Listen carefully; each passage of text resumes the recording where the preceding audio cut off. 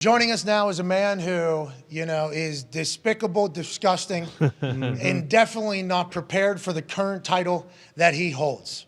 Ladies and gentlemen, this man played 14 years in the NFL, 13 of them for the Indianapolis Colts. He's in the Indianapolis Colts Ring of Honor. A man who not only bled, sweat, and broke bones and ligaments playing for the horseshoe, is a man who's invested in the horseshoe and wants the best out of the horseshoe. That's why Jim Irsay called him in the middle of a game 1 week and 1 day ago and said, "What are you seeing?" Ladies and gentlemen, the interim head coach of the Indianapolis Colts, Jeff Saturday. Yeah! What's up, dude?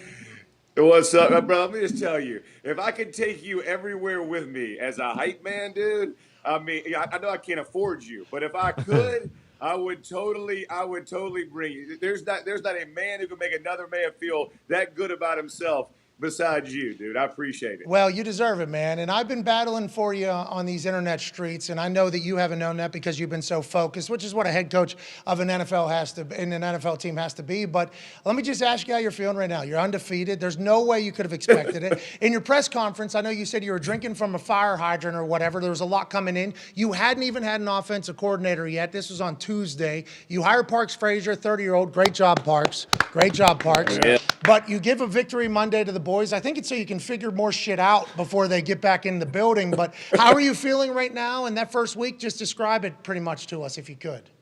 Yeah, no, man. It really was like drinking from a fire hydrant. It was fast and furious. A lot of decisions to be made. But here's the deal, man. All the guys that were here, they stepped up in an enormous way. Gus on the defensive side, Bubba with the special teams, and then from an offensive perspective, you're down basically two coaches / coordinators, right? Frank was calling it, and Marcus Brady, who was doing all the installation leading into. So I really taxed those guys offensively, especially, and so that was part of the victory Monday, right? Is to be able to get them back in the building, let things kind of settle. But as far as execution of it, I made some small changes and tweaks to practice schedules and schedules in general. I tried to keep as much kind of in line for what roles guys were playing and what expectations were going to be for them on Sunday and how the communication was going to occur. But again, it's just a matter of process, and I feel strongly about process and putting it in place. And those guys, man, they executed it to perfection. I've described it as an orchestra. Like when I watched it happen and listening to it on the headset and the communication, we had a couple bumps in the road, but man, all in all, it was really well done. How much were you a part of the strategy going in? Because obviously the offensive line and Jonathan Taylor looked vastly different than they had the rest of the season. I assume that was a part of the conversation you had with Jim in the middle of the Patriots game in which he called you. But it was real. Jonathan Taylor was an MVP candidate last year. This year, not at all. The offensive line becomes the highest paid offensive line in the league because they were really good. This year, not at all. Right. Did you make any tweaks? Did you feel hands-on? Or is that what you're going to do going forward? Yeah, I mean, listen, I probably spend 85% of my time in the offensive room right now, and listen, there's not a whole lot I'm gonna be able to tell Gus or Fox or the rest of those guys in that room who've been coaching, 30 plus years or however long they've been coaching, and we just talk strategy. And Gus is great about coming in and explaining to me why he's doing what he's doing, and do I have any hesitation about it? And Bubba the same way. But offensively, those are the meetings that I've been in, and sitting in there, and hopefully my influence and what my expectations are. And again, we significantly reduced what we were going to do, and understanding that we're going to do maybe fewer things, but we're going to do those fewer things exceptionally well. And I felt like I armed our guys from a coaching staff perspective and players. Hey man, this is the call, and I'll be very frank. I called our offensive line out, and hey man, like this is on you, right? Here's the expectations of what you as players have to have, and those guys, man, they met it. There was no back down in them, and they appreciated the challenge. And you see JT, like that kid, he's special, and touches matter for him, and getting the run game going. But again, it's kind of all in for everybody. Is how do we balance this? And I want to make sure that everybody has input, and everybody did, man. And it was. But you've been with me in the locker room. Yeah, that's what I was about to say. Know. So Jeff, Yeah. that's what I'm about to say is like you calling out the offensive line, like that's very much who you are. And that's also like Jim Irsay knows that about you. And I think we had like an open discussion whenever we learned that you were going to be the head coach. And obviously a lot of people are looking at me to chit chat about it because I know you well, I know your family well, and I know you as your teammate. And I'm like, maybe Jim Irsay had been scouting like Jeff, like, hey, he has all the traits that you would want to be an NFL head coach. Now we have an opportunity to have like 9 weeks or whatever to see how it goes. You alluded to that in a press conference, like, hey, I might be good at this, I might not be. If I'm not, I have enough self-awareness to be out of here. But if I am, let's go ahead and continue to do this. Did you hear all the conversation about you not earning this role and you not being prepared for this role? Even though you played 13 years for the Indianapolis Colts, you fucking were the person that handled the CBA negotiations so football happened again. You've been in there, you've kept in touch, you've consulted. Did you hear all that? How do you block that out? And what are your thoughts about future players maybe becoming a little bit more fast-tracked into positions of importance whenever it comes to coaching in the NFL, and you maybe being a blueprint for that, Jeff? Is that pressure? Yeah. No, Pressure? Or no. Yeah, no, listen, I love it. Part of the decision when my wife and I were talking about this and praying about it and considering it, I was at a place where I worked at ESPN where I watched, Boone go from, he and I talking about baseball on a Sunday night to being the manager of the Yankees, right? I saw, a ton of basketball guys come in and all the sudden they are, head coaches at different organizations. And I've watched it. And the truth is I hadn't seen it happen in the NFL. I'm sure it has happened at some point, but, I wasn't familiar with it. And as Karen and I were sitting down and talking, I was like, man, I feel like this opportunity, I feel led by God to do it, as we prayed about it and talked about it. And I felt very strongly about it. Like this wasn't a, I'm inconclusive about this. And me, man, as well. It's not just the job, it's the place, right? It's the who. And I love this organization.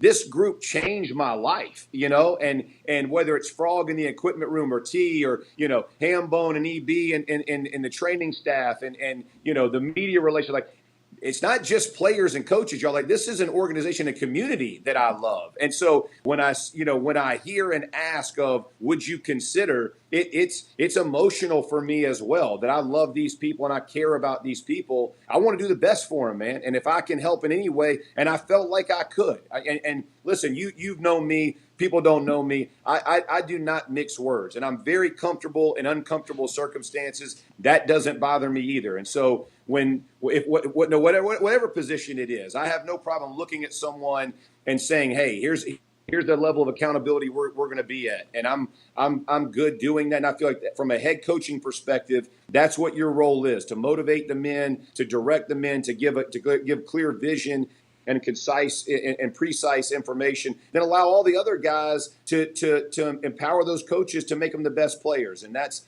my call, man, and I'm doing it. And as far as people saying stuff, man, God's my protector, but he defends me. I don't know him. I haven't listened. I'll be honest with you. I think I sent you the text. My wife sent me it was like you and AJ and DB and man, I so appreciate that. But my family did a good job. They were saying you wait till you hear. I'm like, I don't care if I ever hear it. Really, because I listen. I got to tell everybody, I didn't call for advice, right? I wasn't asking, so it's not going to change anything. I'm very convicted in what I'm doing and excited for the opportunity. Did you ever in the past, and by the way, this right mindset, as we talked about it, I'm like, Jeff is the guy who bring in a little accountability in there, which is something you've always been.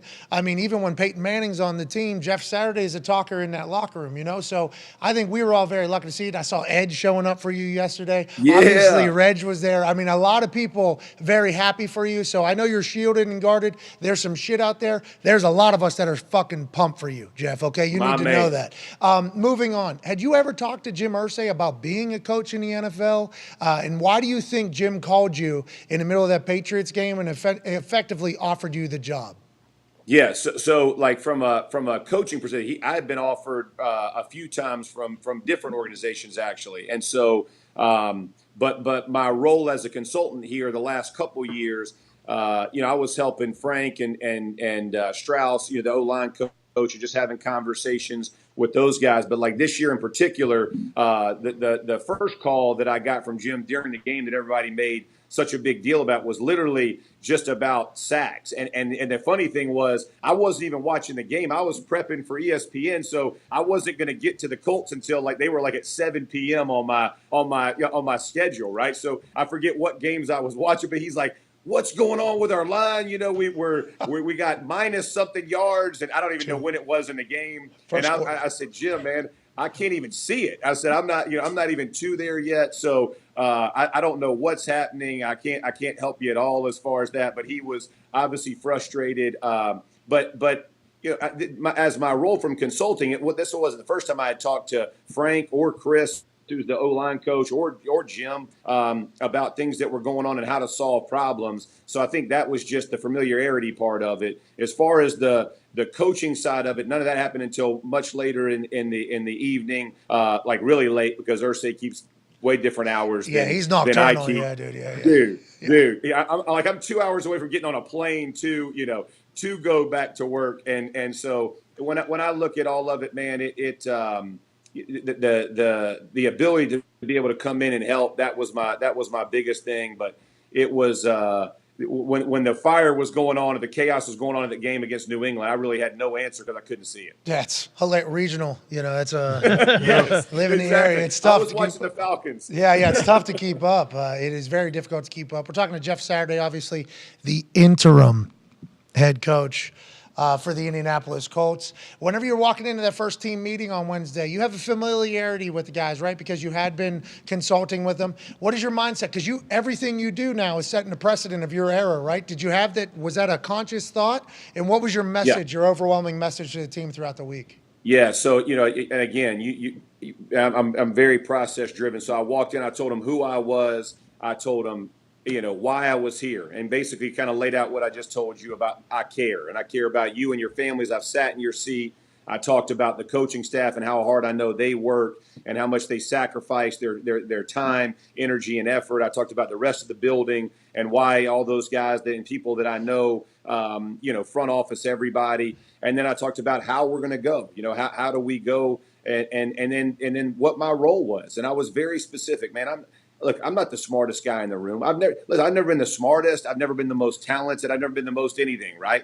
I'm not, and I don't have to be, right? I know I can surround myself with people who are that and who I can empower. And I'm not, again, that doesn't make me insecure, right? It doesn't make me insecure that I don't have every answer. But I will tell you this, I will pursue it. If you give me and that's what I ask my coaches, is there something I can do to help you? Is there some area, is there some film, is there some question that I can go get answered for you? I believe in being a servant leader, and that's my mentality for those guys. And I told all of them, man, I'm going to ask of you the same that you ask of me. Whatever you can do to help, do it. Whatever I can. We're in this thing together, man. We're rowing, and I love the guys here. Hell yeah, big time win against the Raiders. The team started out hot. They looked alive. They had negative 2 yards against the Patriots. I'm sure you've seen the film in the first quarter. And it was like, how is this team? What is going on? They needed a new, fresh energy. They needed a guy that loved the building. I'm very thankful you got hired, even though, the talking point seems to be, this guy's bullshit. Keep going, Jeff. Tone has a question for you. Coach, I believe on Monday when you first came in, you said that Sam Ellinger was going to be the starting quarterback. What changed between Monday and Sunday and the decision to go with Matt Ryan? And are you going to do that every week? Are you going to do that every week? Are you going to be like, because Bill does this, and Bill's the greatest of all time. Some people handle the injuries and reporting to media differently. Is this something you're planning going forward? I apologize for stepping on your question. Yeah, I'm not nearly that sly, but I will say this: when I got here, he was injured. So my first day, so I go through Monday and Tuesday. He's on the on the injury report, and then Wednesday he doesn't practice. So, and then I asked him Wednesday afternoon, like when he was going to get back to it. And so he's like, I'm actually going to try to start throwing. And then I watched him come out Thursday, and the dude was zipping it. And so I asked the staff, I was like, is this typical? Like, is this a typical? And they said, this is what it was. And I had a great conversation with Sam, and I've told everybody in this building, the best 11 are going to play, and the ones that I feel like are going to give us the best chance to win, those are going to play. And I'll make the final decision on what that is. If you have an issue, please come see me. We'll have those discussions. But, in interest of all 53's benefit, that's what I feel like the head job requires. And so I talked to Sam about it. I love the kid. I love his heart. And you saw, like, chaos is coming, man. When you got a young quarterback, a young play caller, a no experience, god awful head coach, however you want to describe it. God awful, yeah, despicable, disgrace. Yeah, like whatever the words are. A guy who has done this a long time. I felt very secure in Matt. And man, let me tell you, he had a great week of practice, and the guys, all the leaders, man, Buck, Z, Matt, I mean, all the guys, really Q, they all stepped up in major ways. And so I decided to make that call. I knew on Friday what I was going to do, or what, but I wanted to make sure everybody else was on board that had any kind of skin in the game, just to be kind. But again, that was going to happen. And Matt obviously played fantastic. I think I saw Quentin Nelson chasing down the ball like he had in years past, as opposed to this year too. So I think everything you're doing right now is great. Sounds like the building's going well. You got the Eagles coming up. I've been told that Jim brought you in so you guys could tank and get a good quarterback. You got the best team in football basically next. What's your mindset going forward, and have you dove into that preparation yet? Yeah. We started this morning early, and so we're just cranking it out. I'm still in first and second down, so it's just we've just started. But yeah, they're a heck of a football team, and the one thing I have told coaches that is actually very beneficial right now. When you're in a building, you're very fine focused, right? It's kind of like a tunnel. You have to just kind of focus on you. The good thing for me is I've been able to watch 31 other teams. Deliberately, right? And so one of the teams, the Eagles being the best team in the game right now, has obviously drawn a lot of attention. So I've seen a lot of film on them, and they are dang good. We'll see them again tonight. But like every team, there's no perfect team, and we have to go out and you ain't gonna forfeit, bro. So what are we gonna do to put this thing together? We'll have a plan in place, and we'll try to take care of the things that we can take care of, and hopefully give ourselves a shot. Okay, so you're not tanking, Jeff. Whoa. That was a weird way to tank against the Raiders. You know what I mean? Yeah. I don't know I hadn't heard anything about the tanking. I can assure you of this. If Jim was looking for a guy to tank, my number would not have been on the speed dial. Probably would have been mine. Ladies and gentlemen, the interim head coach, the undefeated NFL head coach. Ladies and gentlemen, Jeff Saturday. Thank you, Jeff. Yeah.